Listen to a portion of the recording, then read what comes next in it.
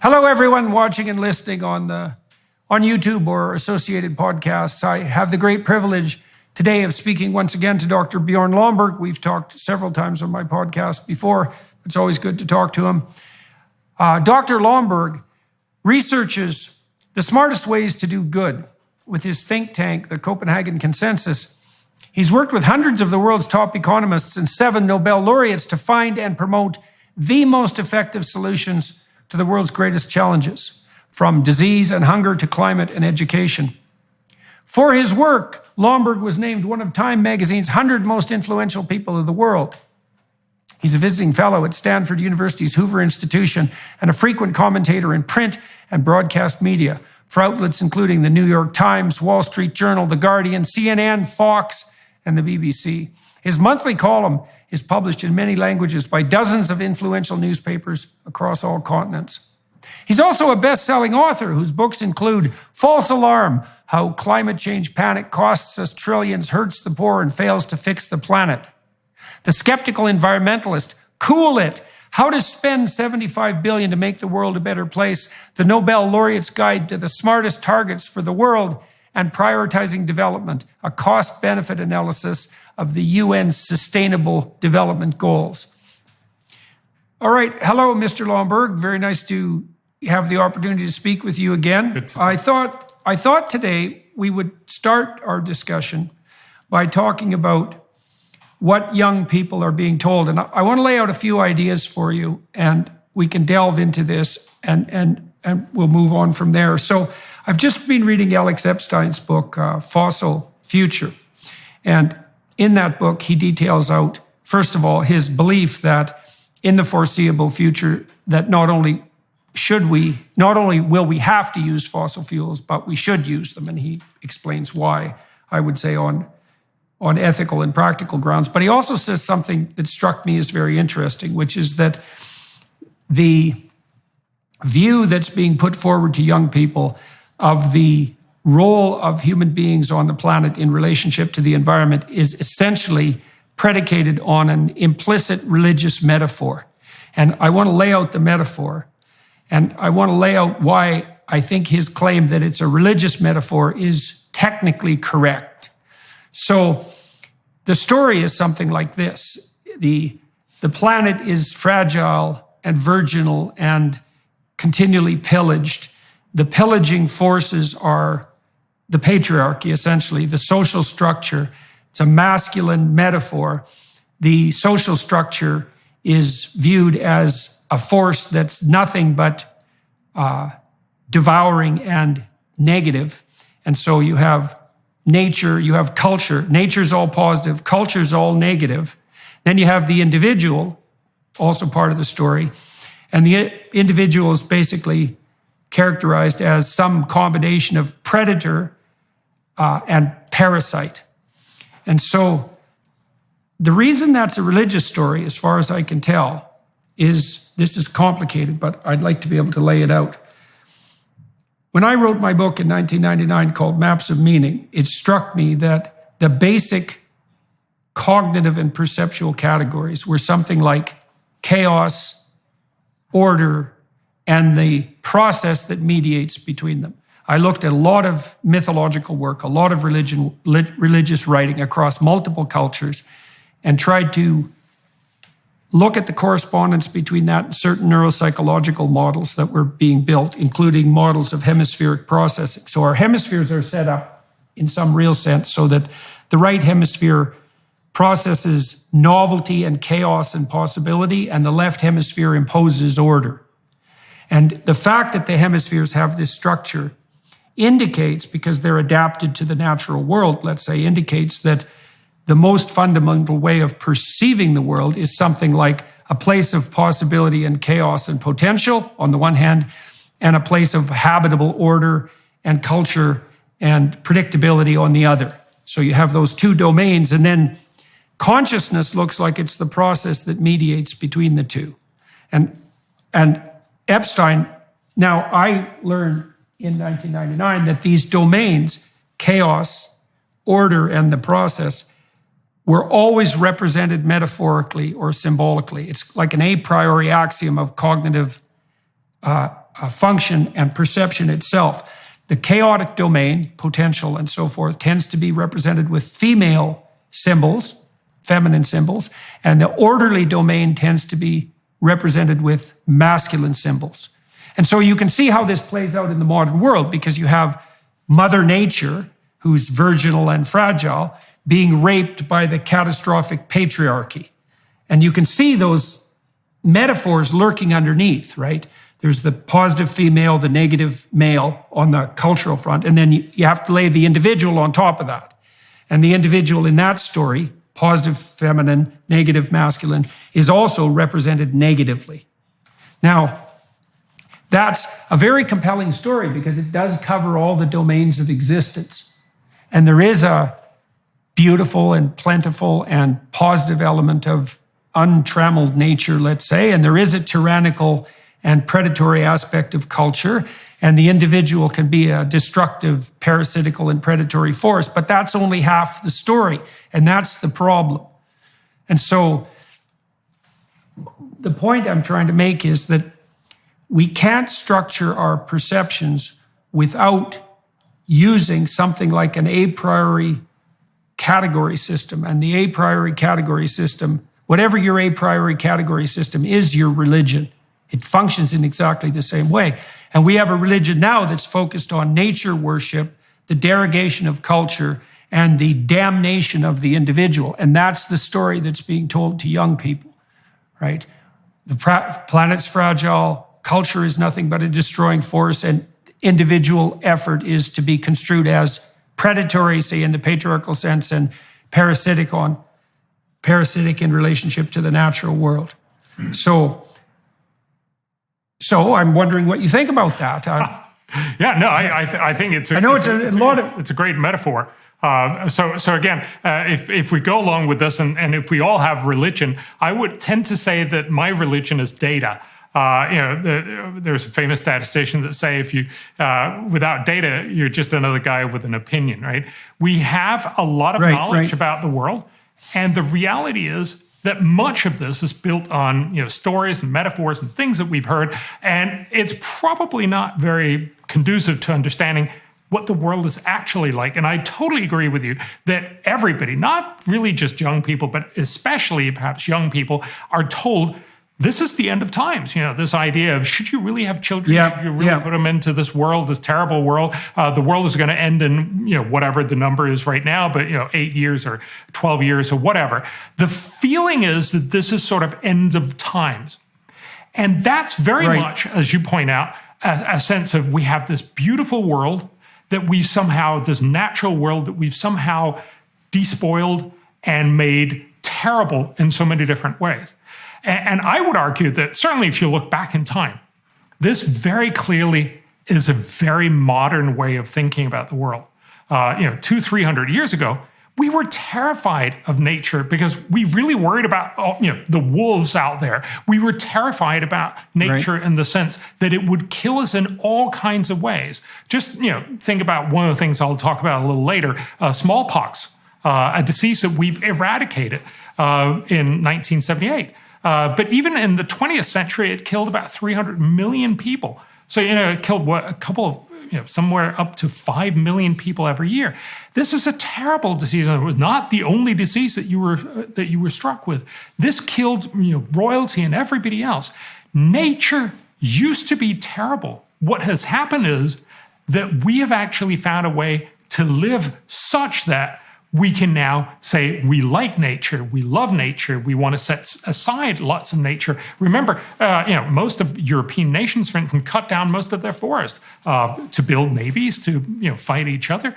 But the fundamental point is you get reforestation when you're rich, when you're well off, when you can actually deal with the issues. And so again, that tells you something that I think is incredibly important if we're actually going to have a good conversation. It is that you need to understand overall things are moving in the right direction and that we're much better off, with just one statistic. If you look at the number of people that die from climate-related disasters, so these are the disasters that we hear about all the time. Floods, droughts, storms, wildfires, extreme temperatures. Those kinds of things, we have pretty good data for that. We certainly have good data for the last 100 years. How many people die every year? Well, it turns out that in the 1920s, about 500,000 people died each year from those disasters. That's a terrible outcome of the world. How many people die today? If you ask most young people, if you ask most people in the world, they'll probably think that number has gone up, and it's just worse and worse. Nothing could be further from the truth. Last year, so the last full year that we have, 2021, less than 7,000 people died. We've seen a decline of more than 99%. Why? It's got nothing to do with climate. It's not because climate has gotten better or indeed really worse. We can't really tell in most of these impacts. There's a few of them we can, but mostly we can't. What has changed is our ability to handle it. That's why we don't die from smallpox. That's why we can afford to actually make sure we have forests. That's why most rich nations are reforesting. And that's why fewer and fewer people are dying from these disasters. So I think we need to tell that alternative story, if you will, that yes, you hear all these terrible things, and it doesn't mean that there are no problems. There's still lots of people that are, terribly troubled from floods. There's still lots of people that are terribly troubled by droughts and all these other things. There's still a lot of infectious disease from both tuberculosis and malaria. The world is not fine, but the world is much better. And that's important because that put us in a very different frame of mind. It means we are not, looking at the world being despoiled, and hence we need to make some sacrificial offerings to, please this deity that we're worried about. It's instead to say, look, we're actually dealing with this in the right direction. We're actually making things better, but we can do even more. That's a very different message, and of course, one that's much more optimistic, and I would hope. Well, it's also more balanced. Yes. Okay, so you started talking about the relationship, your concentration on data, and so I wanted to delve into that a little bit. So there's data, of course, and data would be something like a representation of the patterns in the world. Not merely the subjective patterns, not merely the psychological patterns, but the patterns in let's say the objective world, the patterns that exist in somehow that transcend mere subjectivity. And so those are patterns that we're going to test our presumptions against. But part of the reason I wanted to delve into the underlying metaphorical substructure is because a lot of your work and the work of the more non-naive optimists that I've encountered in the last 10 years has this counter-narrative element that structures it. I mean, because your a priori axioms, they're the reverse of the environmentalist axioms in some sense. And in this way is what I mean, is that you started your description by pointing out that we shouldn't be lulled into thinking that nature is only benevolent. It's only been a very short period of time, historically speaking, that any of us at all, anywhere on the planet, had the luxury of ever assuming that nature was a benevolent force for more than a few seconds, right? And so, because nature is conspiring in all of its benevolence to destroy us as rapidly as it possibly can all the time as well, with cold and heat and floods and disease and acts of God and volcanoes and earthquakes, et cetera, et cetera. And so you have to be extremely naive if you don't also see nature as a threatening force. And so now you shouldn't see it as only a threatening force because we're also dependent on it. All right. So you flesh out the malevolent nature side of the story.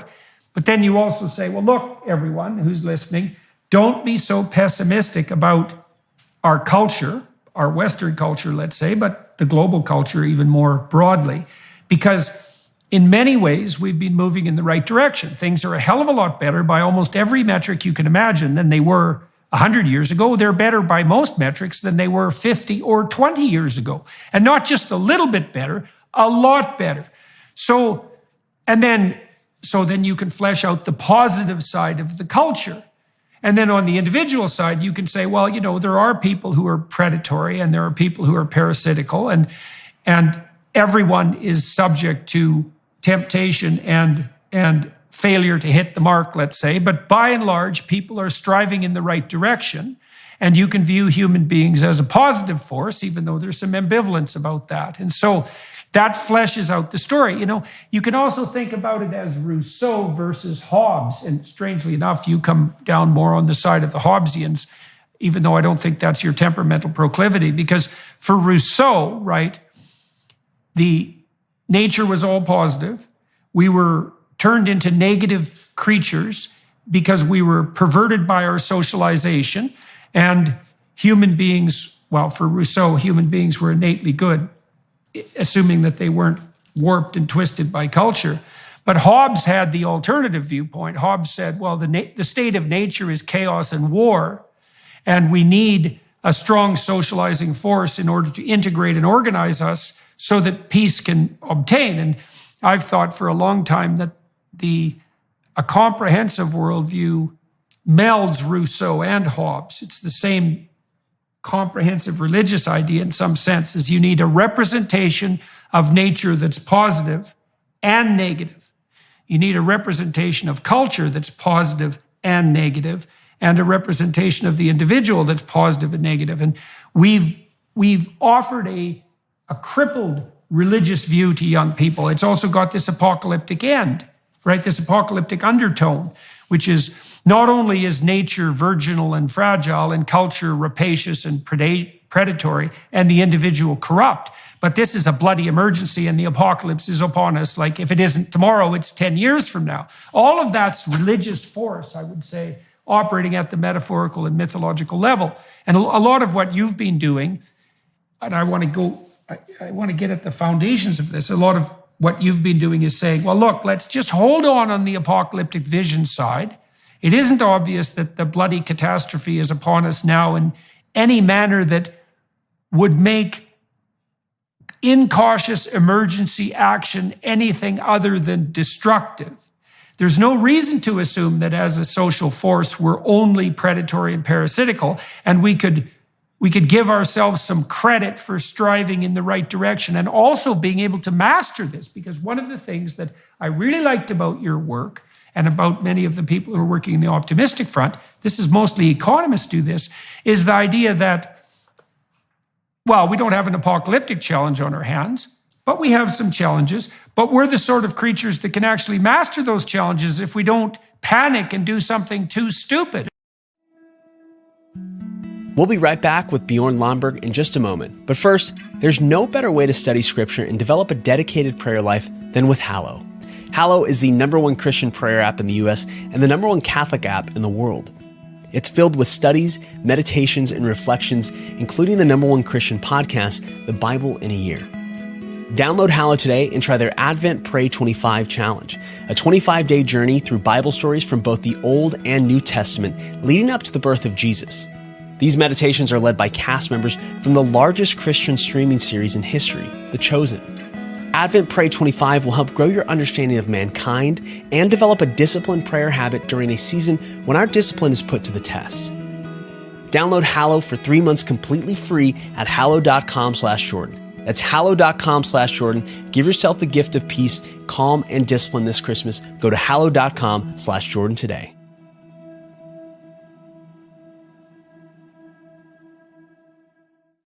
Yeah, no, and look, that's exactly the right point. I actually think I love your Hobbes and Rousseau. I in some ways you're probably right that I would argue, of course, the world originally was like Hobbes and not Rousseau. But what we've actually managed with 300 or 400 years of hard work is that we have turned the world into something that's much closer to Rousseau. I'm not sure I'm going to go down in history with this philosophy lesson. But yeah, the fundamental point is what we achieve is by making the world safer for us, by actually achieving to make sure that people don't die from smallpox and that they don't die from all these other things, that we can actually produce a lot of the things that we need for our world in a much more sustainable way. Remember, if you look at the history of, for instance, fire over the last 10,000 years, typically whenever humans come around, they just burn the whole stuff because it's in their way. Right,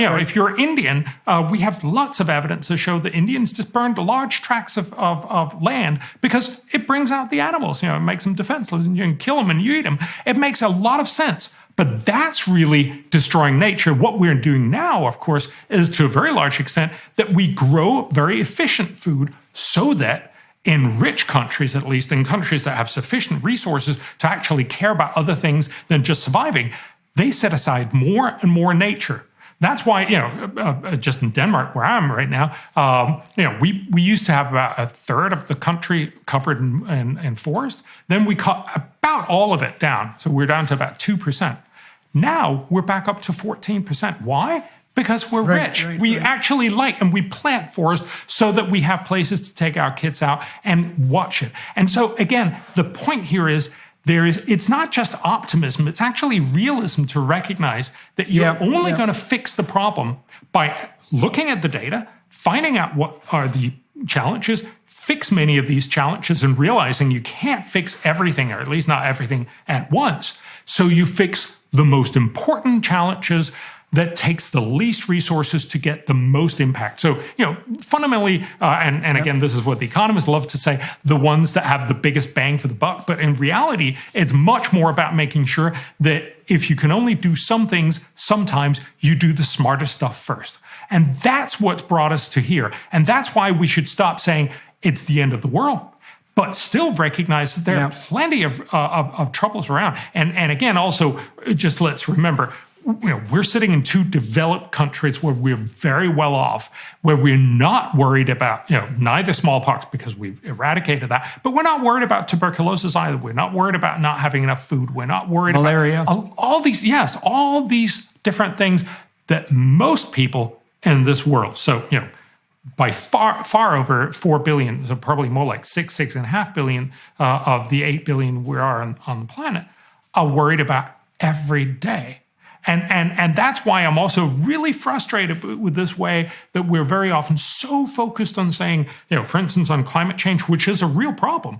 We're saying it's the only problem, and then we forget about all these other things where we could help much more, make sure that people are saved much better, and that they could also then eventually get to a point where they would want to, preserve nature and think about other things than just simply making sure they survive the night. Okay, so we talked about some of the reasons that this new quasi-religious view of the world and our place in it might have arisen. Your point was that, well, because of technological progress, we've been able to begin to view nature as a much more benevolent force than we ever had the luxury to before. But there's some other social pressures, let's say, that are pushing this narrative forward that I think are worth delving into. You mentioned one when we just had a bit of a preliminary conversation, is that there's a huge competition for people's attention online, and that competition has intensified dramatically in the last 20 years because there are so many voices clamoring for everyone's attention all the time. And one of the advantages to an apocalyptic vision is that it is attention grabbing. And so any narrative that tilts towards the apocalyptic is likely to get magnified in online communication because things are good and slowly getting better isn't much of a headline. And there's nothing novel about it. Okay, so that's another possible contributing factor. Can I just give you one? Yes, please do. Our World in Data, it's a wonderful website, and they point out, I love the statistic. We have no sense of how many people we've lifted out of poverty. So over the last 25 years, it's in the order of almost 1 billion people. So every year for the last 25 years, we could have had a headline in every paper in the world, everywhere around, telling us yesterday, 138,000 people were lifted out of poverty. How come you never hear that? That's just an astoundingly amazing thing. And yes, there are still many problems. Yes, there are still many poor people. But the fact is, 200 years ago, we used to be almost all extremely poor. It was a few royalty and that. And then, it was 95% of all of us had what is, typically known as $1 a day, but it's really 2.50 now. But the fundamental point is we were incredibly poor. Now we have less than 10% that are extremely poor. That's still a problem. We should still help them. And there's a lot of ways we could do that. But that is one of those many stories that you don't hear because, it doesn't generate clicks. Black Rifle Coffee Company is helping you knock out your holiday shopping with a ton of awesome new products this year. Shop the best brewing gear, thermoses, mugs, and apparel designed for folks who love country and coffee. Black Rifle sources the most exotic roasts from around the globe. All coffee is roasted here in the U.S. by veteran-led teams of coffee experts. Stuff your Christmas stockings with the latest roast from America's coffee for 10% off with the code JORDAN. Better yet, sign your Secret Santa up for a coffee club subscription. Imagine the joy of a pre-scheduled coffee delivery, your favorite roast when you need them most. It's the gift that keeps on giving. Black Rifle Coffee Company is veteran-founded and operated. They take pride in serving coffee and culture to people who love America. Every purchase you make with Black Rifle helps support veteran and first responder causes. Go to blackriflecoffee.com and use promo code JORDAN for 10% off coffee, coffee gear, apparel, and when you sign up for a new coffee club subscription. That's blackriflecoffee.com with promo code JORDAN for 10% off. Black Rifle Coffee, supporting veterans and America's coffee.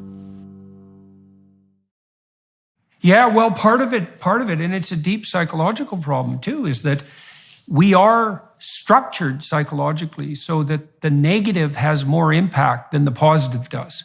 And that's a very difficult bias to work against when you're in a situation where you might be making the case that the positive should be what's predominating. It's like, well, fair enough, but that isn't exactly how we're wired. And I suppose that's why, because we can be 100% dead, but only so happy.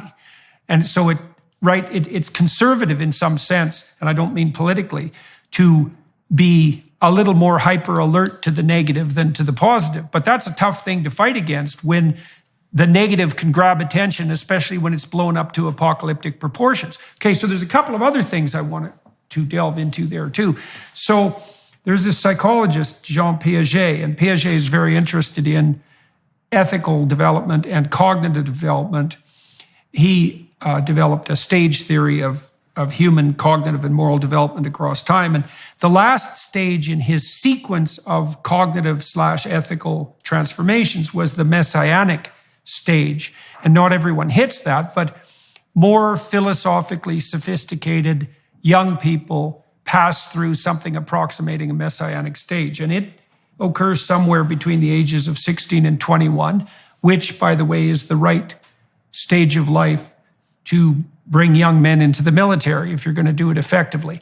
Like there's a whole radical process of neuronal pruning that takes place between age 16 and 21 that's analogous to what happens between the ages of 2 and 4.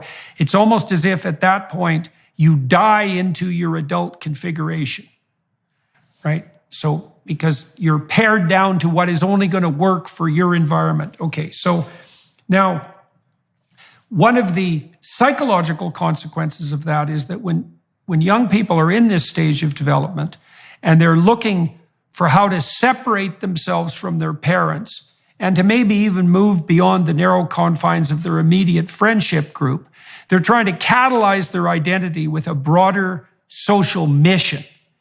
And in archaic societies, that step would be catalyzed by something like an initiation ritual, where the old personality is symbolically destroyed, put to death. That accounts for some of the torturous elements of the initiation ceremonies. And then the new man, because the initiation ceremonies tend to be more intense for boys, the new man is brought into being as a cultural entity.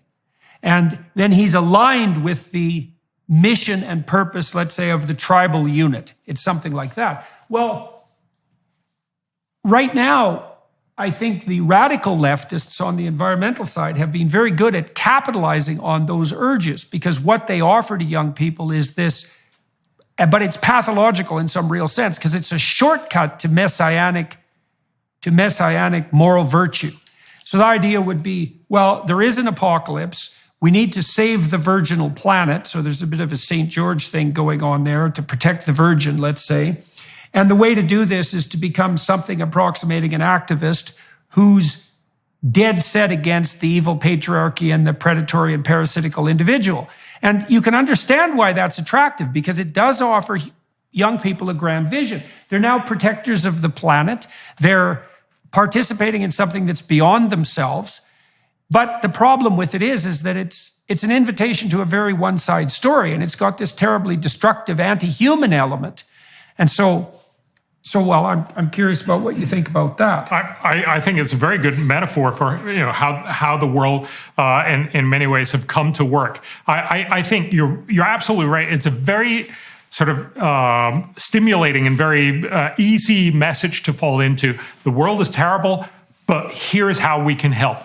And the story very easily become, I'm going to help by cutting tons of CO2. Now, again, I bring my data points to this. And so I think there's two parts of it. I mean, first of all, I think we should recognize it's wonderful that young people and really everyone wants to do good. We should encourage that. We should. That's wonderful. And again, it's part of the fact that we're now well off, that we can stop worrying where's our next meal coming from, and then we can start thinking about, so how are we going to help the world?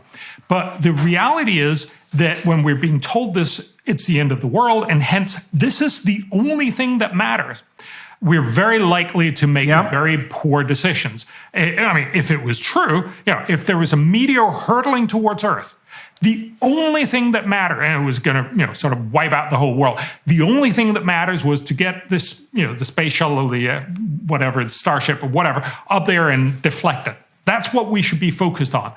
But that's not the right metaphor for climate change. It's a problem, right? And it's a problem that we, in many ways, as we saw with that statistic I told you on before, the fact that we've seen dramatically declining levels of people dying from climate-related disasters, because we can actually adapt to much of this, and because we can predict it, we can make sure that the people become more safe from these things.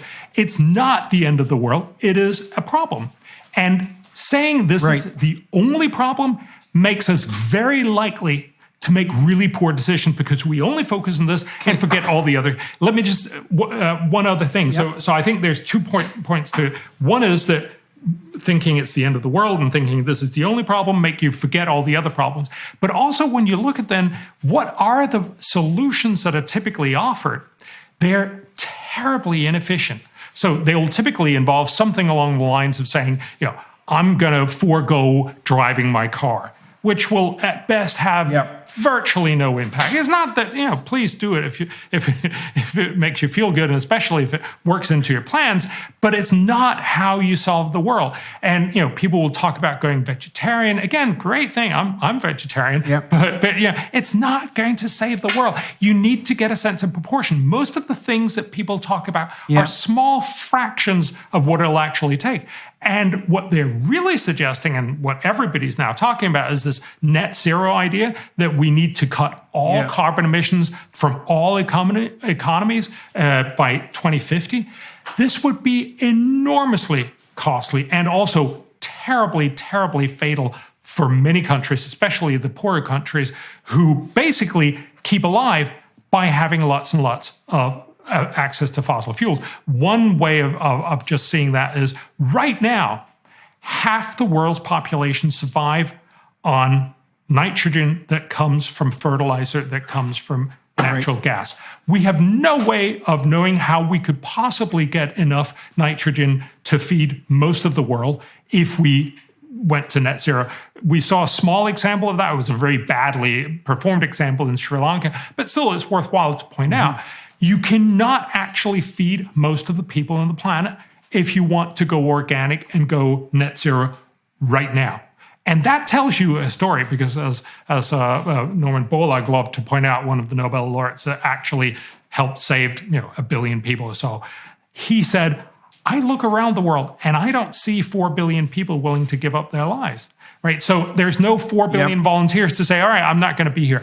We need to be realistic about this and say the current solutions are often very counterproductive. So stop believing it's the only problem and stop arguing for bad solutions. Well, okay, so let's talk a little bit about that too from a motivational perspective. So we have this appeal to the messianic urge of young people, but now here's how the appeal gets warped.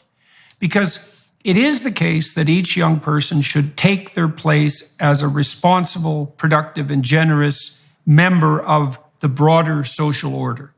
But that's really difficult. That's genuine moral effort.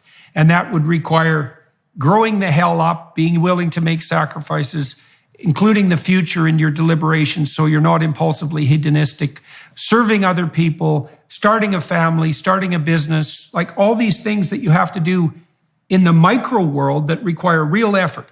Well, here's the shortcut that's being dangled in front of young people. It's like, forget about all that activity, that difficult, painstaking, conscientious, local activity. That's all just part of the predatory, parasitical patriarchy. So you can just dispense with all of that. Instead, you can put yourself forward as an ally of virginal nature and instantly, as an anti-apocalyptic advocate of that sort, you're elevated to the highest possible moral stature, which is something like, well, it's something like a messianic figure.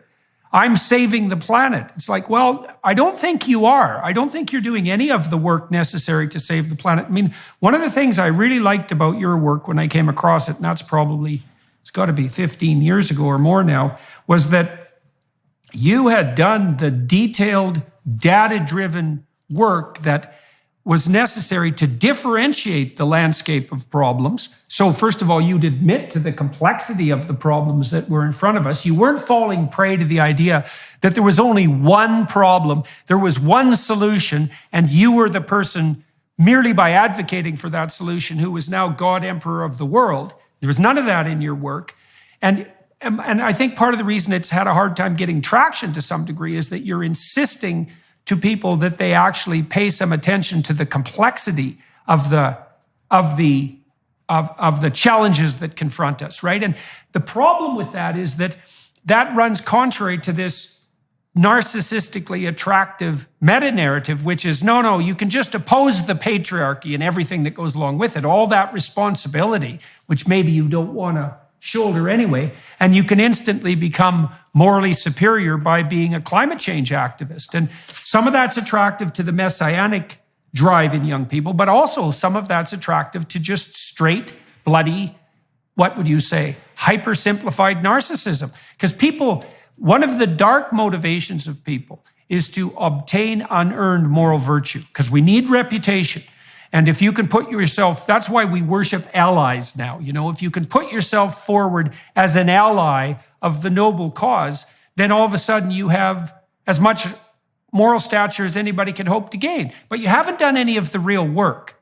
And the real work is the devil's in the details and the data in relationship to the real work. And so one more thing to add on top of that. So there's this enticement that we're offering to young people. It's like, well, here's a worldview. We can identify the villains. The villains are culture and the predatory individual. You can be an ally. Now you have overblown moral virtue merely because you're on the right side. And then you don't have to think through any of this because you've already got the story right, even though it's a one-pixel story. So that's a very bad moral trap. But then there's something darker going on too. You know, in Epstein's book, Fossil Future, he cites some of the more radical environmentalist types who say things like, I think it was McKibben he quoted, who said something like, as far as I'm concerned, the vista of an unspoiled river, so any natural environment that's completely untouched by human beings, is so valuable that one person or a billion isn't worth that.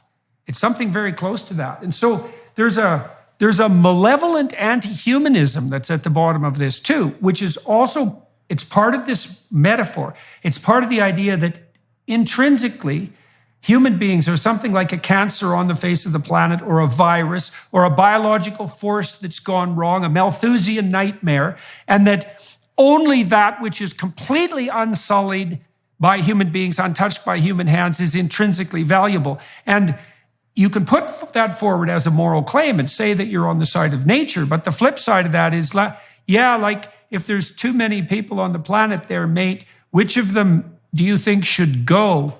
And exactly how are you going to bring that about?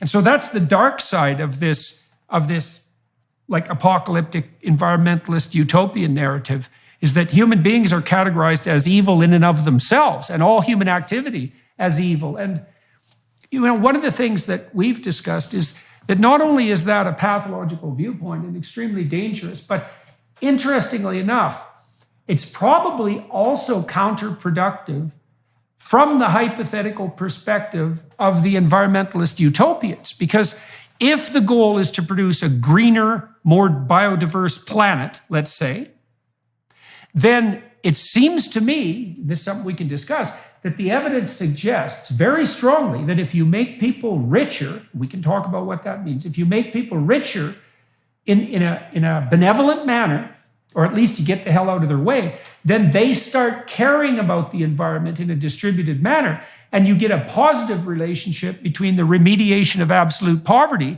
and environmental awareness.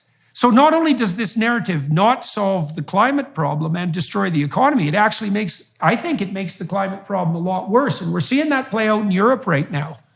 Shopify is the all-in-one commerce platform trusted by millions of entrepreneurs to create their online store and so much more. Shopify makes it simple to sell to anyone from anywhere. Whether you're selling succulents or stilettos, start selling with Shopify and join the platform simplifying commerce for millions of businesses worldwide. With Shopify, you'll customize your online store to your brand, discover new customers, and build the relationships that will keep them coming back. Shopify covers all the sales channels to successfully grow your business, from an in-person POS system to an all-in-one e-commerce platform, even across social media platforms like TikTok, Facebook, and Instagram. Thanks to 24/7 support and free on-demand business courses, Shopify is here to help you succeed every step of the way. It's how every minute, new sellers around the world make their first sale with Shopify, and you can too. Sign up for a free trial at shopify.com/JBP. Go to shopify.com/JBP to start selling online today. That's shopify.com/JBP.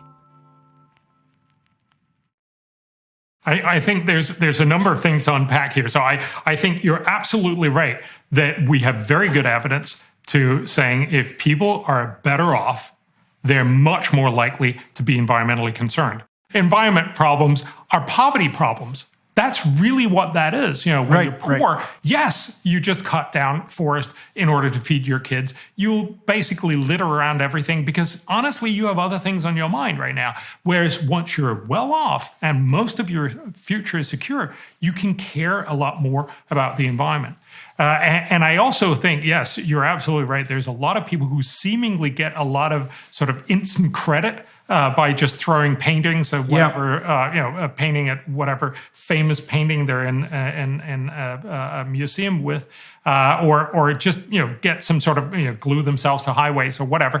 That's not how you solve this problem because it is very, very complicated. And as you also point out, if you actually want to be part of the solution, help bring the world onwards, it's actually going to take a lot of painstaking work. And I think you nailed it on why are my solutions much harder to sell? Well, fundamentally because it's more boring. It is not as flashy and exciting as being able to, get on a TikTok video and show your virtue, but it's actually about a lot of hard work. I mentioned Norman Borlaug. He got the Nobel Peace Prize in 1970. He was the originator. There's a lot of other people along with him for the Green Revolution that basically worked through the 60s and the 70s. And most people today probably don't even remember it. But if you go back and read what people were worried about, we were incredibly worried about the fact that most nations just would not have enough food. And so, there was literally people considering maybe we should do triage and say, well, India is just a goner, they'll just have to sort of die out.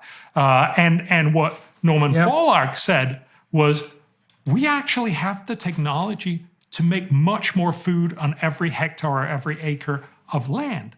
We do that by making genetic modifications. So he just did it with normal genetics. He simply constructed, together with lots and lots of other researchers, constructed seeds of both rice and wheat that were shorter. And that meant they were shorter, and so they could put more energy into their kernels. And that meant there were many more kernels, much less straw, and we got much more food. That is, in a very short hand, that's basically what fed the world. That's what brought India from being a basket case to now being the world's leading rice exporter. It doesn't mean that there are not problems in India. It doesn't mean that we've fixed everything. But what that tells you is this is the way you actually walk towards a solution. So a lot of environmentalists, a lot of very, very smart thinkers back then basically said lots and lots of people are going to die. Literally hundreds of millions of people are going to die. And I'm okay with that because, it had to happen. Yeah. Whereas the right way is to sit down and actually use science and spend, your entire life working on making these rice grains more effective. It's not nearly as sexy. And of course, I'm only telling the big story because he got the Nobel Prize. There were lots and lots of other researchers whom I don't even know, none of us really remember anymore. But those are the people that actually made it work. And so I'm often struck, as you also point out, I'm often struck when people say there are too many people on the planet, because when you drill into it, it means, just enough of me, but too many of you. It's never, you're not actually going to have you or your family leave, but you think someone else should go. Now, I get the idea of saying that maybe in some sort of very detached way, we would like to see a world that had fewer people. I think that's probably wrong, but you can have that argument. But if you actually look at it in the philosophical implications of that, is that you're telling lots and lots of people to die. The reality should be, I think, and that's what our history shows us, is when you have rich and wealthy countries, you can actually get both. You both get fewer kids because once you grow up, once you get rich enough, kids actually start to be really expensive, so you have few of them, and that's one of the reasons why we no longer see this population explosion as people talked about in most of the rich world. Actually, we're likely to see that spread over the whole world in the next 40 years or so. So we are over most of the problem.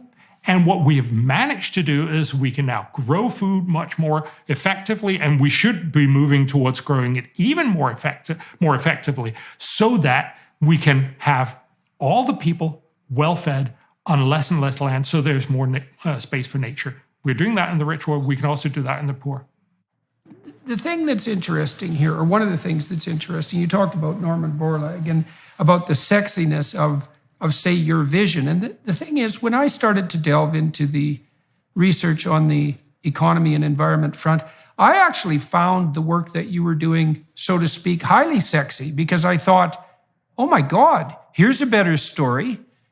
We could make everybody in the planet rich, and I want to go into what rich means, and at the same time, make the planet much more sustainable on the biological front. We could do both of those.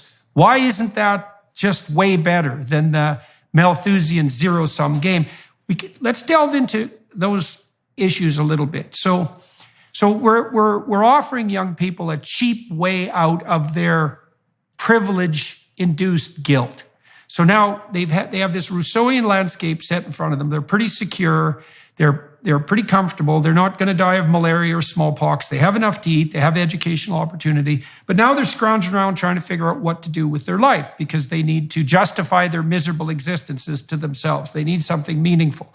And so the radicals come along and say, well, just be an ally of the virginal planet. And that is simple, so it has that appeal.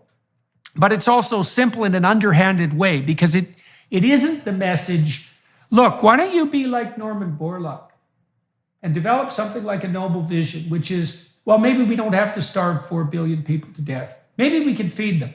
Okay, what do people eat? Oh, they eat food. Yeah, so how about if we make food more efficient? We make agriculture more efficient. Let's see if we can feed all those people. And that's a pretty hard problem, so how about I devote my whole life to this? And then you might say to young people, well, that's a hell of a price to pay to devote your whole life to something. But we could be saying forthrightly, well, don't you want an identity? Like, don't you want to devote your life to the solution of some genuinely difficult problem? I mean, that's where you're going to find meaning. I mean, how meaningful has your work been to you? Very meaningful. And I think, so I just wanted to slightly flippantly, but not only flippantly, say, I'm very, very pleased and gratified that you thought this was very exciting. I think it's also a little bit because you're a nerd. So, it is a more nerdy solution, and it is less immediately satisfying, but I think that's exactly the point we need to get out. We need to tell people this will ultimately be a much, much more rewarding understanding. Look, we should also have people that work on climate because, again, climate is a real problem, but you're not going to solve it by throwing paint at something. You're not going to solve it by telling people you can't, you shouldn't, you should freeze, you should not have a nice life. The way you're going to solve this, of course, is by being the guy that comes up with the technology that actually delivers clean energy or cleaner energy at much lower cost. This is how we've solved pretty much all problems. We haven't solved them by wishful thinking or telling people, I'm sorry, could you not do stuff that you like to do? That never works. What does work is you come along with a better solution. This is a slightly trite metaphor, but back in the 1860s, the world was basically fishing up all whales. Why? Because whales have this wonderful opportunity of whale oil. Turns out the whale oil just burns much, much cleaner and much brighter than any other oil. Remember, that was pretty much the only lighting that you had back in the 1860s. So pretty much all Western European and North American rich homes were lit up with whale oil. And so everyone just went out and to the ends of the world to catch whales. You could not have stopped the slaughter of whales by telling everyone, I'm sorry, could you dim your lights a little bit? Could you go back and have that sooty light that you didn't like?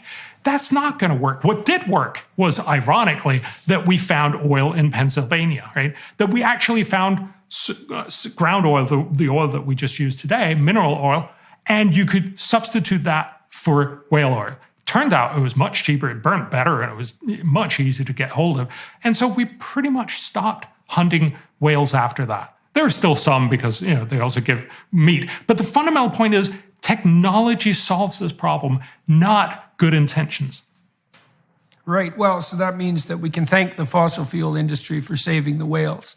And you can thank, if you think about, well, we can thank the fossil fuel industry for a lot of things. If you think about in around 1900, almost everyone worried about the fact that you could see cities becoming more and more congested. You had horse carriages, and they left an enormous amount of manure. So there were lots of people who were really worried about the fact that by extrapolation, by 1920, 1930, all of New York, all of London would be covered by feet and feet of horse manure. How were you going to solve that? And along came the automobile. Again, the point here is not to say that a technology that we then innovated 120 years ago is the right one for today. Eventually, that will go, the way of the dinosaur. We'll find other ways, but we should not be kidding ourselves and believing that just wishing it wasn't so makes it go away. The way you do this is through technology. Well, especially, okay, so let's talk about wealth a bit, because in the West, it's easy for people, like I saw yesterday, I think it was Extinction Rebellion or one of these damn groups put out this message saying that, well, people should just stop flying because flying produces water vapor and carbon dioxide. And, really, we don't need to fly. And so I'm reading that and I'm thinking, well, because there's Marxism of a terrible type lurking underneath. It's like, well, who the hell determines what we need exactly? I mean, needs aren't self-evident. Really what you need to do is you need to breathe, you need to drink water, and you need to eat. After that, what constitutes a need gets pretty damn dubious. And my concern is that if you get people adjudicating the comparative validity of need, you turn the whole world over to people who say, well, you don't really need that. And you don't really need shelter. You can have bugs. You don't really need food. You can eat a minimal protein source. Well, you don't really need children because they're kind of hard on the planet anyways. You certainly don't need pets because they add to the carbon dioxide load. You don't need your fireplace. You don't need a gas stove. You don't need a heater. And then what you have is this insistence that the way to planetary salvation is to tell other people what they don't get to have. And what's interesting about that too, and this is the hypocritical element, and I certainly see this at the elite Davos global level, it's like, well, exactly who are you telling here that they don't get to have what they need? Because you don't mean that for yourself. You're not going to go live in a damn hut in the middle of Africa and burn dung. You're not proposing that. You're proposing that these damn poor people in the third world country, and maybe in your own country, and there's too many of those blighters anyways, that they should just be bloody well satisfied with the fact that they've got what they have now, and they shouldn't in any manner ever dream of having this sort of wealth of opportunities and security that we have in the West. Then we could talk about wealth, because people in the West are guilty about wealth. Well, we have all these things we don't need. It's like, well, yeah, that's actually the definition of wealth. You got a choice of toothbrushes. Maybe you don't need it, but it's not a bad side effect. But we should get down to brass tacks here, people. When we're talking about wealth for the typical person, here's what we're talking about. Your house isn't too cold or too hot. So you have heating and maybe you have air conditioning. That'd be kind of nice. You have running water. You have good sanitation. So you have a toilet and you have clean water. You have a plentiful supply of high quality food that you don't have to spend all your time scrounging around to deliver, and it's reliably sourced. And your children have the opportunity to live healthily, and to be educated. That's like 90% of wealth. And so when we're talking about wealth that we want to provide the rest of the world, we're not talking about 1920s spats-wearing capitalist depredations, champagne, hooker, and cocaine. We're talking about the basics of life, right? Temperature regulation, provision of water, provision of food, health and opportunity for children. And we still haven't provided that to everyone in the world, and we could. That's one of the things that's so optimistic about your work. Not only could we do that, we should do it, and we could and should do it in a way that would benefit the long-term sustainability of the planet. Yeah, and look, again, you rightly point out that people will want to manipulate your choices, and not only does that have a dubious and sort of moral impact, but it's also, just from an economist's point of view, if you tell people you can't fly, it's not like they're going to say, "Oh, I was planning on spending 5% of my income on flights, so I'm just going to burn these money. I'm just going to spend it on other stuff," which also produce carbon emissions. And so, we've no sense of saying the only real way, and I have some respect, sort of intellectual respect, for these people who are actually saying the only way to solve global warming is by making everyone poor, what's called degrowth. First, we make the rich world poor, and then once the poor world have gotten slightly richer, we also say stop to them. At least it's intellectually honest. It's also terribly anti-human. And it's not going to happen. There's no constituency. No politician would ever get voted into office, or if he or she actually delivered on it, would get re-elected on that sort of platform. And what that tells you is this is just simply, again, wishful thinking. And I keep getting back to saying, if you're actually serious about problems, are you going to suggest something that'll actually work? Or are you just going to suggest something that makes you feel good, or that have no chance on Earth to get carried through?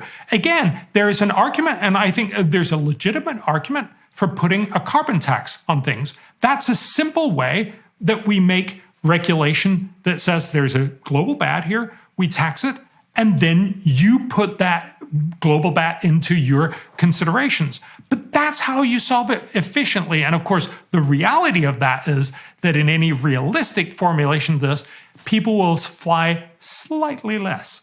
And that's no good for many of these moral crusaders, because they want to completely get rid of it. It's not going to happen. What needs to happen, if you actually want to solve this problem again, is to get innovation. We already know how to, for instance, decarbonize most of the electricity system. It's just through nuclear. We know that's worked for 50 years. The reason why we're not doing it, and the reason why I'm a little skeptical about it, is that it's too costly right now. We can have a whole conversation about why that's the case. But there's a lot of innovation going on about fourth generation nuclear that could become much cheaper. We just saw the breakthrough of maybe fusion as well. But the point is that there's lots of technologies. Those are the ones that we're going to focus on because, again, you're not going to tell people you can't have your whale. You have to dim your light. What you can say is, oh, here's a better alternative. Oh, it also happens to be cheaper and it doesn't kill whales. We'll be right back with Bjorn Lomborg in just a moment. But first, there's no better way to study Scripture and develop a dedicated prayer life than with Hallow. Hallow is the #1 Christian prayer app in the US and the #1 Catholic app in the world. It's filled with studies, meditations, and reflections, including the #1 Christian podcast, The Bible in a Year. Download Hallow today and try their Advent Pray 25 challenge, a 25-day journey through Bible stories from both the Old and New Testament leading up to the birth of Jesus. These meditations are led by cast members from the largest Christian streaming series in history, The Chosen. Advent Pray 25 will help grow your understanding of mankind and develop a disciplined prayer habit during a season when our discipline is put to the test. Download Hallow for 3 months completely free at hallow.com/Jordan. That's hallow.com/Jordan. Give yourself the gift of peace, calm, and discipline this Christmas. Go to hallow.com/Jordan today.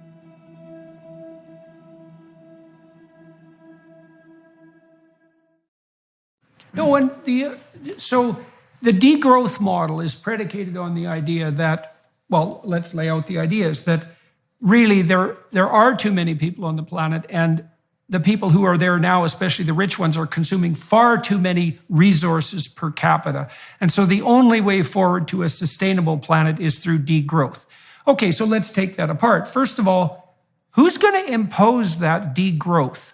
Like, can you imagine the totalitarian state that would have to be built in order for every single one of your purchases to be monitored, which is really what the plan is in some real sense? I mean, that's just a terrible, nightmarish vision of petty tyranny everywhere, where every single move you make is analyzed in terms of its overall planetary consequence, and only calculated by people who do not have your best interests in mind, by the way. But worse than that is that there isn't any evidence whatsoever that if you use this strategy of degrowth and you make people poor, that you're going to get anything approximating the beneficial effect that you propose. I mean, let's look at how this is already playing out. So what has Germany managed with an approximate degrowth strategy? I mean, so part of the degrowth is, well, we certainly don't need fossil fuels or nuclear on the energy front. Okay, so from what I've been able to gather now, energy is about 5 times more expensive per unit cost in Germany than it is in the United States. A huge number of industrial endeavors are fleeing Germany for US, which isn't so bad, or China, which is really not good, because it's too expensive even to do such things as build batteries for electric cars in Germany now. But also, you might say, well, that's all worth it because now we have all these renewables and the place is much cleaner, and if we have to pay a price in terms of loss of industrial productivity, c'est la vie. But I read the other day too, and I hope this is accurate, that Germany has fallen to something underneath the 100th position in the world in terms of emissions per unit of energy produced, because as we've moved foolishly and precipitously towards unreliable renewals, especially on the wind and solar front, the Germans have had to, especially because they killed their nuclear plants, they've had to turn back to coal. And so now they're burning way more coal than they used to for 5 times the electricity price and unreliable power to boot.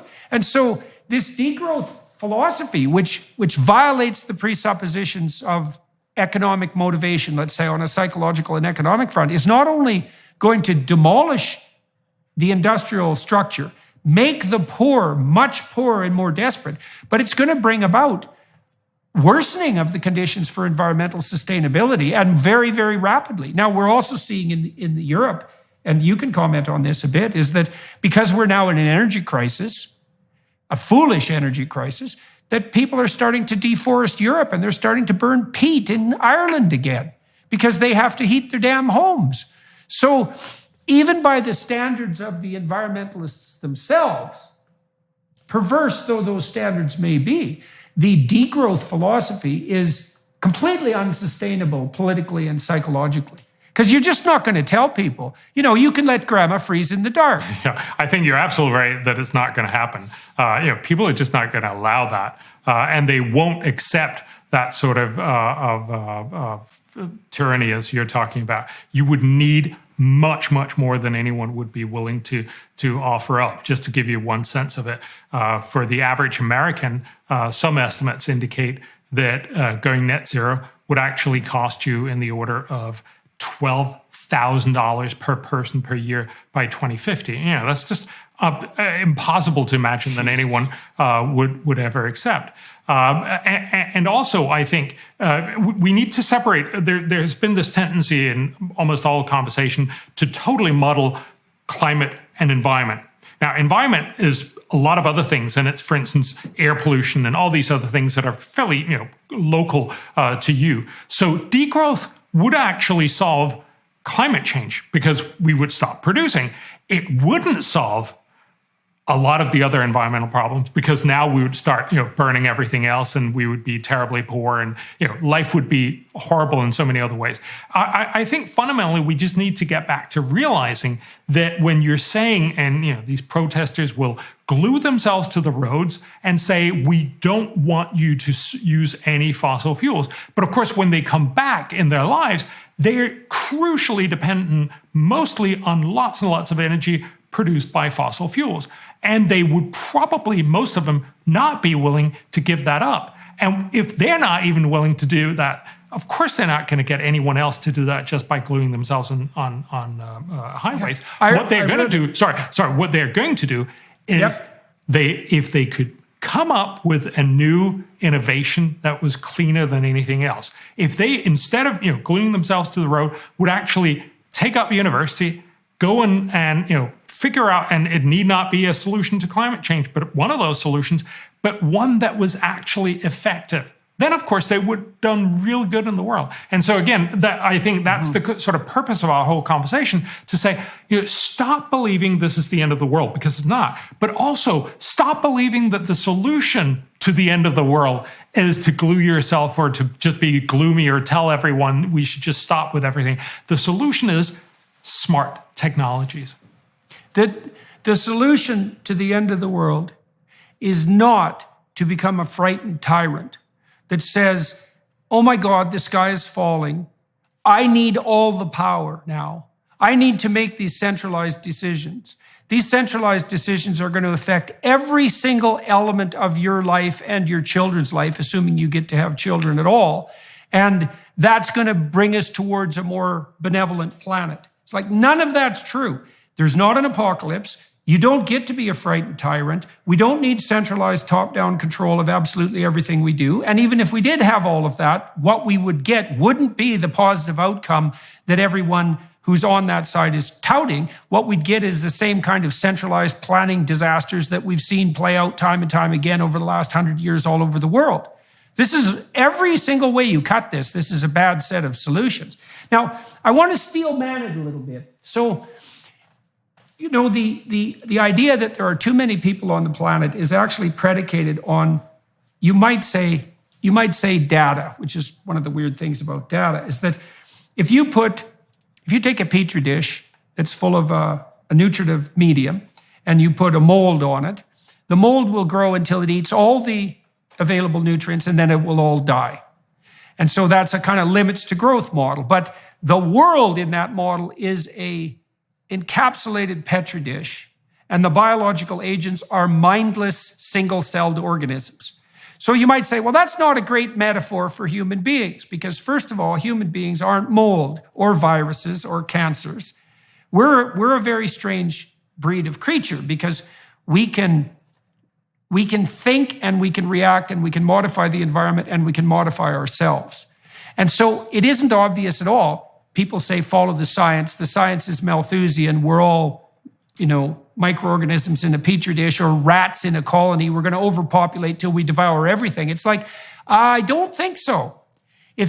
First of all, why would you use single-celled organisms as the cardinal metaphor for human populations? It's a preposterous biological metaphor. And one of the things the economists have pointed out, as opposed to the biologists who tend to be more Malthusian repeatedly, is, look, you can create your linear models of what's going to happen if. But what you're failing to take into account is the proclivity of people to revolutionarily transform the way they interact with the world and to continually figure out how to do more with less. And there's no indication whatsoever that we've run to the end of that process. Quite the contrary, we'd seem to be getting faster at it all the time. And there's no reason to assume that the limits to growth Petri dish model of human catastrophe is the appropriate biological metaphor. That's not justified by science, and 99% of scientists don't believe it. And one of the things that's so interesting, you know this perfectly well, is that economists and biologists have been betting against each other really formally since the mid-60s. And the biologists like, what's his name at Stanford? Paul Ehrlich, who's been screeching since the mid-60s about the fact that we're Malthusian organisms doomed to extinction. He's been wrong in every single one of his predictions, and publicly and massively, and I would say even murderously wrong in some fundamental sense. So he predicted that there would be way too many people on the planet by the year 2000. That was seriously wrong. He predicted that all of the prices of our commodities were going to spike through the roof as everything became more and more scarce, as there became more and more of us. That was 100% wrong. He had a famous bet with Julian Simon, and Simon collected, I think, just after the turn of the millennia, because Simon, the economist, claimed that, no, quite the contrary. As there are more people, there'll be more commodities, there'll be more resources, and the prices will fall. He even offered Ehrlich the opportunity to pick the basket of commodities they would bet on. And Ehrlich got stomped. And what we've seen continually, time and time again, is the economists have been right, which is that there's no limit to human ingenuity. And that also means that if we got food, water, sanitation, opportunity to the billions of people that don't have it, we would produce a few more spectacular hyper geniuses like Elon Musk, let's say, or Norman Borlaug, and God only knows what sort of efficiency they can produce for us. So the idea that we could convert natural resources into human cognitive ability, that seems like a pretty damn good trade from the perspective of economic flourishing and environmental sustainability. Yeah, so just 2 points on that. I think it's incredibly important to remember that it's not just the Elon Musks and the Norman Borlaugs that make up the world. Also because, it is, you very early on said that you've done all this great work, and thank you very much. But this is the work of literally many hundreds of the world's top economists that I've helped sort of shepherd together. But there are lots and lots of people involved, and likewise with Norman Borlaug. I'm sure that's also true with Elon Musk. And so the fundamental point is, this is about getting everybody on board with this, and that's also why I'm so excited we have this conversation, because I think this is about telling you don't need to be Elon Musk to be on this positive side of history. You need to make sure that you're pitching into this very long battle in order to make the world better. And again, also, sorry, I'm just being the nerd here, right? But of course, nobody's 100% wrong. I get that this was a sort of metaphorical 100%, but it's more the argument here is to recognize that a lot of biologists, and Julian Simon actually wrote about that, the guy you mentioned that did the bet with Paul Ehrlich, and he said it is very curious how most of the people who think the world is going to end are typically natural scientists. They're typically biologists or biologist inspired. And I think that is because the models that cover those, and it's not just mold, but it's also, fox, rabbit populations that they will sort of interact, and then there's too many rabbits, and then there's too many foxes, and so on. Those are all models of individuals that act without foresight. And it makes sense. That's how, 99% of nature is. But we're not that. we actually not only know how to think ahead of ourselves. That's, of course, why we're having this conversation. That's why we're worried about things like climate change. And again, you mentioned very early in the program, that there's sort of evolutionary reasons why we tend to be worried about stuff. I heard this one guy say, we're the descendants of the guys who worried about the saber-toothed tigers. The guys who said, it'll be fine, are the ones who didn't get to pass on their genes. So in that sense, it makes perfect sense. And we should be happy that there's a lot of people out there pointing out, this might be a problem. Oh my goodness, this could actually be a problem. We just shouldn't believe that all of those problems are then all of the ends of the world. Because if our evidence has ever told us or they're anything, all the same problem. Yes. If our evidence has told us anything, that is that overall we have enormously succeeded. I just want to give you one other data point. In 1900, the average life expectancy on the planet Earth was 32. Today, it's like 74. We have more than doubled our lifetime. Each one of us has gotten twice the amount the life on this planet. That's just astounding. And actually, it hasn't stopped because of technology and because of medical advancement, but also because we get better, sanitation and everything else. We actually continuously see life expectancies to go up. It hasn't done so in the US, and we could talk about that. But globally, it absolutely does, and it still does, in the sense of every year you live, you add about 3 months to your life expectancy. How amazing is that? A stunning statistic. Yep, that's okay. So let's go back to the biological metaphor here. Okay, so we've already established, I hope for everyone listening, that we are not mold in a petri dish. That's a bad metaphor.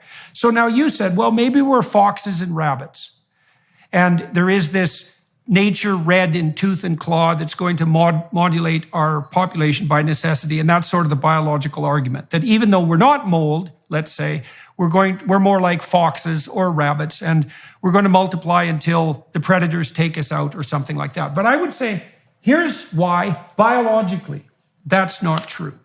So Alfred North Whitehead, I believe it was, said the reason we think is so that our ideas can die instead of us. So here's the human cognitive transformation. So imagine that you go do something stupid and you get killed. Well, that's not so good. Now you're dead, but your pattern, even your DNA, is no longer around. That's a dead end. It's an evolutionary dead end. You did something stupid and now you don't exist, and neither do your descendants. Okay, so that's how animals work. But that's not how human beings work, because we've taken this new leap, and our leap is, well, let's make a virtualized self. Let's make an avatar in imagination. Let's play out a few different scenarios of what might be. Let's allow the stupid scenarios to die before we implement them. And then let's do that broad scale. That's why we have free speech. So what you and I are doing in this conversation, to the degree that it's successful, and this is what everyone who's listening is doing too, is that we're undergoing a sequence of micro deaths and micro rejuvenations. And so you'll offer an idea, and then I'll criticize it or add to it and kill some of it and shape it. And then you'll take that and you'll kill some of it and shape it, and we'll toss it back and forth with the hopes that by the time we finally implement it, we actually won't have to die. And so human beings have substituted the ability to think abstractly, which is partly to die abstractly, for the process of real death. And in principle, if we are capable of maintaining open dialogue and engaging in critical thinking, we can make most of the death that would otherwise be necessary to control our populations virtual. We don't actually have to act it out. We can act it out in simulation, and then we can only implement the ideas that seem to be productive. And we're actually really good at that. The whole human enterprise is precisely that. So that's another reason why the biological model is just not tenable. We are not of the same kind, even as foxes and rabbits. Certainly not of mold, and certainly not of cancer or viruses. And so the biologists who are thinking seriously, they have to take this into account. And I don't think they are, to paint with a broad brush. No, and I think that is why you have all these economists telling us, actually, in many ways, we have moved on, and we're much better at fixing problems. And I think it gives a better way of thinking about problems that you say, yes, it's great that there are people out there pointing out problems. I'm happy that organizations like Greenpeace are there because they point out and nip at the heels of corrupt officials or governments that don't do their job and simply tell us these are potential problems. But it shouldn't be taken as, oh my God, that means we're all going to die. No, it means here is another of the many, many problems that have beset us from all time immemorial, and that we've also fixed, and typically fixed in a way that actually left the world better, not worse off. The environment is not purchased at the expense of the economy, and the economy is not purchased at the expense of the environment necessarily. They can work in harmony. And we know that. Well, how do we know that? We know that because as you accelerate people up the GDP production curve, so every individual is making more money, you get to a point where people, as we already pointed out, start to take a longer-term vision.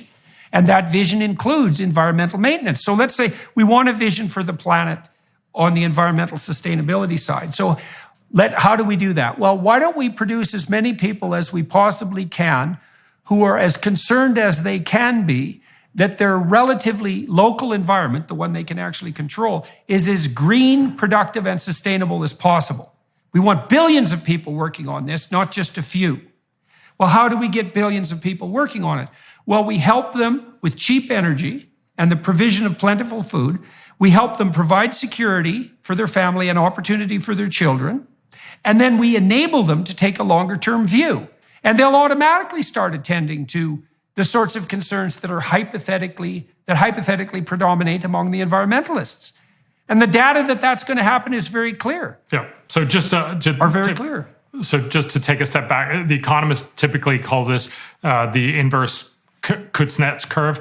So basically what you see with most environmental problems, as you get richer, first problems increase. You get more air pollution as you industrialize in China or in India. And then once you get sufficiently rich that this has actually meant now your kids are not dying, you have enough food, then you start to worry and say, I'd actually like to cough less.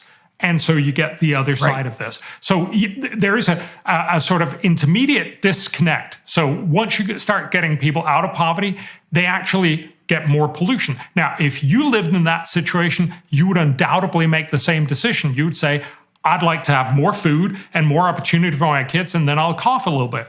That's, remember, what we also did back in the 1800s when pretty much all cities, in Europe and the US were terribly, terribly polluted, but we were getting richer and richer. So there is this disconnect for a short time, but it's very hard to imagine that the right way is to say, well, then let's not at all start down the route of getting much better off and actually living in a world that we both like and that where we'll actually be worried about the environment in the long run.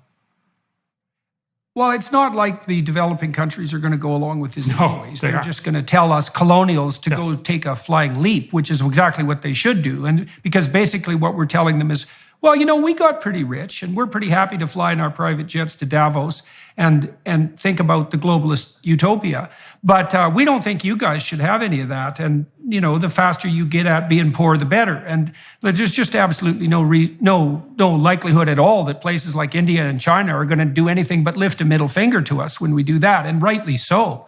And then on the pollution front, we should differentiate that a little bit. It is true that as the world got more industrialized, and that will happen in places like China and India, that air pollution increased, for example, particulate production increased, but it increased, you could argue that it decreased inside houses as it increased outside houses. And so even that wasn't a clear downside on the pollution front, because, well, your work has indicated this quite clearly, or at least you've brought it to people's attention. In the developing world, because people burn dung and wood, very low quality fuel with high particulate content, many, many young people around the world are dying every year, and elderly people as well, because of indoor air pollution. Yeah. We have no sense of this. So, 3.5 billion people in households, mostly in the very poor South, they basically, as you say, cook and keep warm with dirty fuels like dung and cardboard. And the impact of that is equivalent, according to the World Health Organization, to, if you look inside huts, if you've ever been in one in Africa, they're terribly polluted inside. And it's like smoking 2 packs of cigarettes every day for 3.5 billion people. It's not surprising this kills millions of people every year. And again, it's not to say, if anything, this just simply makes us realize that there are a lot of different problems. And some of them you solve very simply by getting people out of absolute poverty. Not only do they stop dying from not having enough food and getting easily curable infectious diseases, but also they stop dying from indoor air pollution. One of the first things they do is they get a stove that actually runs on natural gas. Remember, that's why we're not, afraid of going into our kitchens in the rich world. And so it should be in the poor world. And we need to have that conversation. We need to understand. And that's, of course, why overall getting to developed country status is something that almost everyone aspires to, and certainly something that's worth having. Okay, so let's talk about some of the. So people who are listening, we spend a lot of time in the philosophical realm and in the relatively low resolution realm, trying to lay out the underlying conceptual landscape and to, what would you say, delineate something like a metaphysics of optimism. That might be a good way of thinking about it. But one of the things that's admirable about your work is that you also concentrate on the devil in the details. And so we wrote an op-ed recently that got a fair bit of distribution on a couple of problems that we could solve globally, let's say, we could address at a relatively low cost, billions of dollars instead of trillions. And so that's like 1,000th the cost for people who want to do the mathematics. So what do you see, what could people think about in terms of low-hanging fruit? What are things we could address in the next 10 years to speed the process of improvement and to address both economic and environmental issues simultaneously? Yeah, it's a great question, and that's really what I've been spending the last couple of years on, and really a very large part of my career is basically engaging people and saying there are lots of problems, and we should be honest about that. The world still has lots and lots of problems. Some of them are very hard to solve. Some of them are very easy to solve. If that's true, why wouldn't we want to solve the easy ones first? Some of them are incredibly expensive to solve. Some of them are very, very cheap to solve. Why wouldn't we solve the cheap ones first? So what we try to go for is simply, as you said, the low-hanging fruit, saying of all the different problems in the world, where are some really smart solutions? And it typically ends up being such that you can't solve all of the problem. Remember, we rarely solve all of any problem. You don't go to university to learn everything. You go to university to learn enough. Well, I could go on with that metaphor. I don't think I will. But the point here is to say you need to find out when is enough. What are the really smart things? So take one thing that we actually wrote about in the op-ed. Everyone needs education. One of the reasons why countries have gotten rich is that people have learned reading, writing, communicating, understanding, and becoming much more productive citizens. So if you look back in 1800, almost the entire world, except for a very tiny sliver of the aristocracy, were basically illiterate.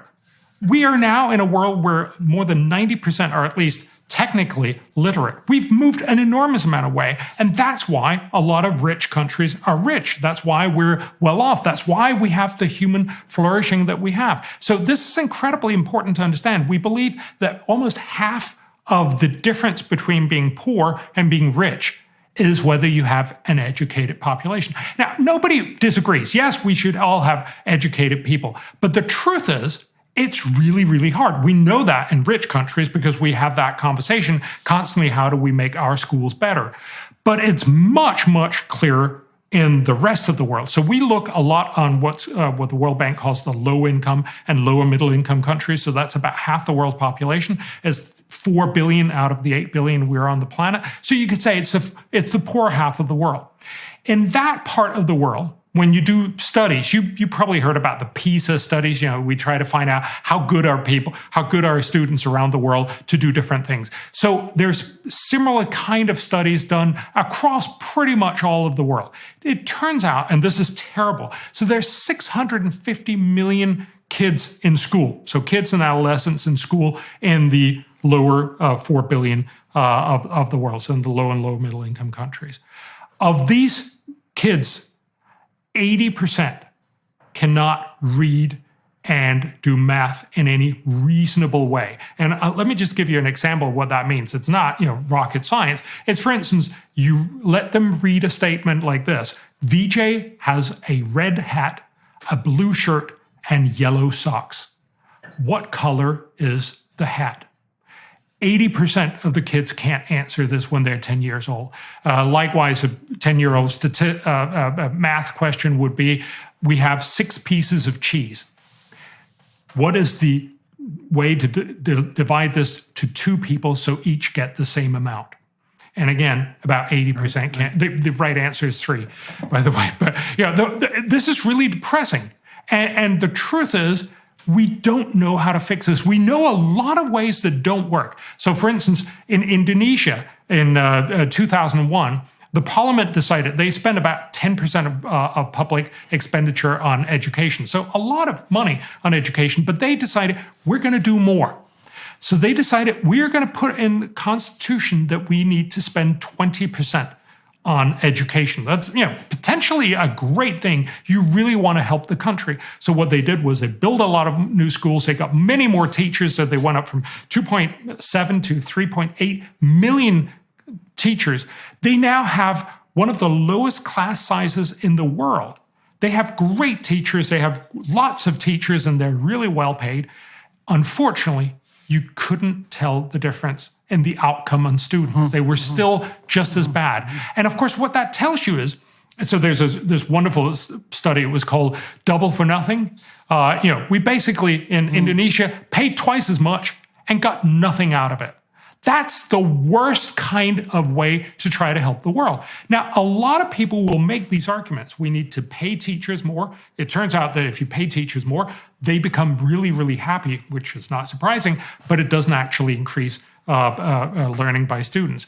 Likewise, if you make class sizes smaller, it has virtually no impact. What is the main problem here? The main problem is it's really hard to teach a lot of kids. So, say there's perhaps 60 kids in a class in typical global South. To teach them, they're all 12-year-olds, but they're wildly different abilities. Some of them are incredibly bored because they know all the stuff and they want to go on to the next class. Many of them have no clue what's going on. No matter what the teacher tries to do, it's always going to be wrong for most of the students. This is why, a lot of people have then tried to say, are there ways to solve this? And the answer is yes. These are the Norman Borlaugs, if you will, of the world, who've come up with new and interesting and amazing ideas. I'll tell you about one of them. So this one is about getting basically a teaching aid on a tablet. So it could be an iPad, but it'll probably be a cheaper, knockoff Android kind of thing.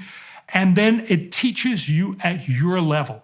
So what it does is it starts asking some questions, and you can pretty quickly find out what is actually your level. And then it'll teach you through that school year. So 1 hour a day. This is partly because then you can actually still have most of the school running as it usually do. Then it also means you can share the iPad or the tablet with many, many other students over the day. If you have 1 hour a day for a year, the amazing thing is we now know that you can triple the learning. You can actually make kids learn 3 times as much, as if they'd gone to school 3 years. Now, remember, it's a low-quality school, so it's not as amazing as it sounds, but it's still much, much better. Yeah, but it's an improvement. Well, what it means, Bjorn, is that you're now putting children for an hour a day into the only place that learning actually takes place. So we've known this, psychologists have known this for 100 years. So this psychologist named Vygotsky, Russian psychologist, came up with this notion called the zone of proximal development. And what he noted was that one of the things he noticed was that parents spontaneously speak to their infants and their toddlers at a level that slightly exceeds their current comprehension level. And they do this automatically. And so you can imagine that there's a horizon of learning, and the horizon of learning is the place that's optimally challenging for you. That's the only place. That's also, by the way, on the border between order and chaos, technically speaking. That's the only place that learning ever takes place. And so if you have a classroom full of 12-year-olds, say 60 of them, some of them have an IQ of 70, which means no matter how hard you try, no matter how much effort you expend, you'll never get them beyond the basics of rudimentary literacy. And some of them have IQs of 145, which means those are kids who could learn to read at 12 to 1,500 words a minute and who'd be capable of operating at the highest end of cognitive development. They're all in the same class. Well, obviously, you can't pitch to the middle of that because, as you said, you'll make a shambles of it. But the data that you're laying out in terms of the effectiveness of this technology is an indication of the utility of finding that zone of proximal development. That's what people talk about, by the way, when they talk about the zone, being in the zone. And I like the particularity of your solution too, because you're saying, well, look, we need to educate people. We need to educate them because educated people generate more of the wealth that provides security and opportunity. Literacy is core to that, and say basic numeracy. You can't even operate a computer without that. And then we have some very efficient technological strategies that are also cost effective where we can target and solve that particular problem. It's very particularized. And that's also a lovely vision. It's like, why not make education cheap and useful? It's incredibly simple. And also remember, there are lots of other solutions. Don't first focus on those. Focus on these incredibly effective ways. So, we talk about, and there's lots of different data that shows how do you make sure these tablets don't get stolen. So you need a place that you lock them up for the night. How do you recharge them? You need a solar panel. You need all that cost. You also need some people to operate it. But all of this has actually been proven. So one of the things that we've helped do, and this is by no means just us, is now Malawi, one of the poorest countries in the world, is actually aiming at, over the next 4 years, to spread this out to all of their schools. So that's more than 3,000 schools, and they're going to get this out to all 1 to 4 graders, fourth graders. That's an amazing achievement. Again, this is the kind of thing that'll make Malawi richer because they'll become more productive in the long run. So we do the whole cost and benefit calculation. So this will have real costs. We're talking about several $1 billion if you were going to do this globally. But billion is a very low number when you're thinking about how much we're spending on some of these other problems. As you mentioned, it's not $1 trillion. And secondly, it's going to dramatically improve all of these countries to become better so that they'll both be better off to have human flourishing, but in the long run also have better environment. We actually then try to say, well, so for every dollar you spend, how much good do you end up doing? Turns out that you make so much good that it's equivalent to $54 of social good in the long run. So every dollar in, $54 out. And this is based on which is 54. That's $54 more that you could go off and do some more good with too. Yes. So, although remember again, one of the much of this is somewhat out in the future because that's what education is all about. Yeah. Of course, but we have this reflexively anti-capitalist notion in the West often that lurks at the bottom of some of the metaphorical realms that we've been discussing, that there's something suspect about wealth. But the thing about wealth is that if you use it ethically, it's life more abundant. If you use that ethically, then part of the utility in gathering wealth is that hypothetically you can go, well, first of all, make more wealth with it, but you can do good things with it. And so it isn't like Scrooge McDuck luxury in the money bin that we're talking about here. It's the opportunity to make things better for people. Now, the other thing we wrote about in that op-ed, you just talked about the education front. Maybe we can close with this next proposition. And by the way, for those of you listening and watching, this is just one of many, although Bjorn's done a very good job of trying to rank order these in terms of, well, let's do the cheap and easy things first. We might as well hit the ball out of the park, at least in the places we can. And maybe we can save some of the problems we don't know how to solve for the future, which is a perfectly reasonable way of going about it. We also talked about the provision of nutritional aid to to pregnant women and women who have infants. And so do you want to just walk through that briefly? Just very briefly, again, we've gone from a world over the last 100 years. In 1928, we estimate about 2/3 of the whole world was deficient in food. So basically we were starving. 2/3 of us were starving. Today, that number is down below 10%, but that's still very high. That's still about 800 million people. So there's still a big problem. Again, we can have diminishing problems to still want to do something about it. How do you fix this? Well, in the long run, you actually need to get much better productivity in agriculture, and we have some other solutions for that. But it turns out just giving out lots and lots of food is not only very expensive because you actually have to distribute it, it also typically destroys local agriculture. You know, if you give out all the food, then they don't have any incentive to produce it next year, and you actually end up very easily make more problem. We have a few really good solutions. One of them is this, and that's the one for pregnant women. So one of the things with pregnant women is they basically start off the next baby, right, in their bodies, and they typically have very low levels of vitamins and minerals and nutrients. Now, again, if we gave them all the nutrients, that'd probably be better, but that turns out to be really hard. But we can give them all the necessary micronutrients, vitamins in a pill. We already do that in a simple sense because we give them what's known as vitamin A and, I'm sorry, I'm just blanking on that. Some other thing. That's sort of in the standard package from the World Health Organization. But if we expand that, the pill will be a little more expensive. But remember, we already have the whole infrastructure in place to hand out this pill. It's one pill every day for every pregnant woman. That's about 50 million pregnant women we're talking about every year. So it's not a small operation, but it would actually be fantastically cheap because we just need to exchange that pill. It's already being done there. We just need to get many more produced and get them distributed and get some more information out.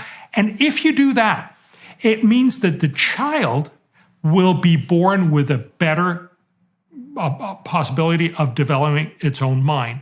We know that because if you're not born early or if you're not low birth weight, you have better chances in your life. So we can basically make about 50 million kids better chances next year. If we did this, it'll cost in the order of $140 million. So it's, literally peanuts that we're talking about. But if we did that, these kids would grow up. It would basically mean that somewhere between 2 and 3 million more kids would be better at school. They would go longer. They would learn more. They'd become more productive. They would help their countries become richer. Again, this is a simple thing, and it's a very well documented thing. And we know that if you spend $1 here, you can do about $38 of social good. And again, this is not just making up more value or McScrooge, as you were talking about. This is actually making sure that really poor women can make the life for the next generation much better. The point here is not that this is what you should be doing, but it's one of the many things that you could choose and say, look, I want to do something that actually matters and that has huge impact, rather than just go with, oh my God, the world is terrible, and then I'm just going to give up, or I'm just going to go for these cheap, easy virtue signaling. This is about, there are a lot of technologies, there are a lot of innovations where we can actually make a lot of good at very low cost, very effectively. Isn't that what we should be doing for 2023? Okay, so let's sum up this conversation. I'll sum it up briefly, and then let's see what you have to add or subtract from that. So we started by talking about the underlying metaphysic or even theology of the current worldview, and laid out the proposition that we tend to insist that young people see the planet as a fragile virgin and culture as a rapacious predator and the individual as a parasitic predator, and that has its echoes in the a priori religious landscape, but that it's a very one-sided story. And the corrective to that story is, well, nature can be pretty damn hard on us and needs to be tamed and controlled in a manner that's sustainable. We should be extremely grateful for what our culture has provided us with, not least the ability to look at nature as though it was benevolent.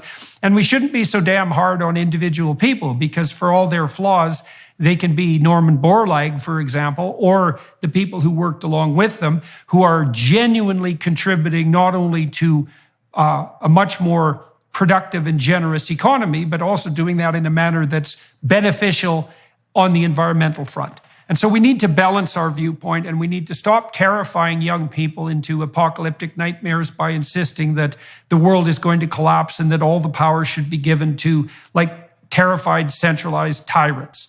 So that's the first part. Then we talked a little bit about the motivational landscape for that worldview is that people are being enticed into these apocalyptic views, partly by being offered an easy pathway to moral virtue when they're susceptible to that need. And so it's all about climate, it's all about carbon dioxide. There's only one problem. If you're just concerned about it, that means you're morally virtuous. You've identified the enemy and now you have nothing else to do. That's a bad model. The proper model is for people to develop a theory of the world and of their own action that's as sophisticated as the actual problem set, and to be willing to devote mature time and energy to the solution of a set of real problems which we could solve. And then we sort of closed the conversation, mostly you did that, by delineating a couple of the areas that are basically constitute low-hanging fruit. We could educate poor people for a relatively low outlay economically, certainly one that would produce a tremendously high return on investment. We already know how to do that. The infrastructure is already in place. And we could do the same thing on the nutritional front. And then we'd have fewer starving and stunted children, and they'd all be more well-educated. And why wouldn't, and then we also pointed out, being wealthier and being more intelligent, they'd also be more likely to take a long-term view of let's say, ecosystem sustainability, and they'd start to work in a distributed manner to serve the environment locally. And so, like, why the hell is that a bad idea? That seems to me like a really good idea. So anyways, that's my summary of the conversation. Do you have anything that you want to add or subtract to that? I think it's a great summary. I think it really just summarizes into, you got to stop believing that this is the end of the world. That's not what the data shows us. And we've talked about that for a number of different things. So we live much longer. We're much less poor. So there are many fewer poor people. Air pollution, for instance, indoor has gone down dramatically. We know how to solve many of these problems, and we are a smart species, so we will keep on learning how to fix this. Yes, this is not about moral virtue and just showing up and saying, I want to do good. This is about the long, hard grind of the Norman Borlaugs and all these other guys that actually helped us think out what are smart ideas. That's what this third idea was then, or this third part of the conversation was really about. There are a lot of smart things. Do you want to be part of that? I would love to, for all of us to be part of that. And I think that was part of why we also wrote this op-ed. It's sort of the new year is a place when you start talking about, so, what do you want to do? What do you want to do for next year? How do you want to look at the world? Stop being scared. Start thinking about, how can I help? And wouldn't it be amazing if we actually had a lot of more people saying, I want to help. I want to be one of the guys who helped get these tablets out in a developing country somewhere. I want to be the gal who focuses on making sure that we get these cheap tablets out to pregnant women. I want to help push forward these very simple ideas and, of course, come up with new ideas. This is the way we solve problems. This is the way we actually make the world even better. Right. Well, that was the other stream that I didn't summarize, is that we'd also talked about the fact that the mold in a petri dish model, biological model of human existence is not appropriate. Neither is the fox and rabbit model, is that we have the capacity to generate and kill new ideas constantly. And we're very good at testing them in those countries where there's freedom of expression and freedom of thought. We're very good at testing those ideas. We're very good at implementing them. We've learned continually how to make more with less. We're getting better and better at that in every possible way, especially as our computational power increases. And so what that would mean is that if we could shed the apocalyptic pessimism and encourage young people to work diligently towards a mature and integrated vision of the economy and the environment, invite them to participate as people whose basic destiny is to make the world a better place for people and for nature itself, that's a viewpoint that's much better, that's much more likely to lift people out of abject poverty and also to produce a greener and more sustainable world. Well said. All right, Dr. Lomberg. Hey, for everybody who's watching and listening, I mean, first of all, thank you for participating in this conversation. And, and more power to you, by the way, on the upward and onward front. There's no reason to be destroying your motivation by engaging in apocalyptic doomsaying when there's many things that need to be done and could be done that are productive and useful, and many things that are positive, that are beckoning and that have already made themselves manifest. Bjorn noted, for example, that we've lifted a tremendous number of people out of poverty in the last 15 years, and we could do an even better job at that. In the meantime, I'm going to talk to Dr. Lomberg for another half an hour on the Daily Wire Plus platform. I'm interested in, with all my guests, who are generally very successful and interesting people, I'm always interested in the manner in which their responsible destiny made itself manifest, right? So one of the things that all young people contend with is the issue of where to find the central purpose, the meaning in their life. And, it's easy to get nihilistic and cynical about that and think that life has no purpose in the final analysis. But I think that's a pretty gloomy and unwarranted supposition. And one of the things I have seen among the people I've met whose lives are together and who are doing productive and generous things is they do find engagement in something that's truly meaningful. And it does get them out of bed in the morning and help motivate them to be productive. And not only for themselves and not only for their own gain, if in case that has to be said, but so that they're working in a manner that's extremely socially responsible and meaningful in a reciprocal manner. And so I'm going to talk to Bjorn about how his interests made themselves manifest in the early part of his life in my attempt to trace how such things come about. And so we'll see you in January. And Merry Christmas to you, by the way.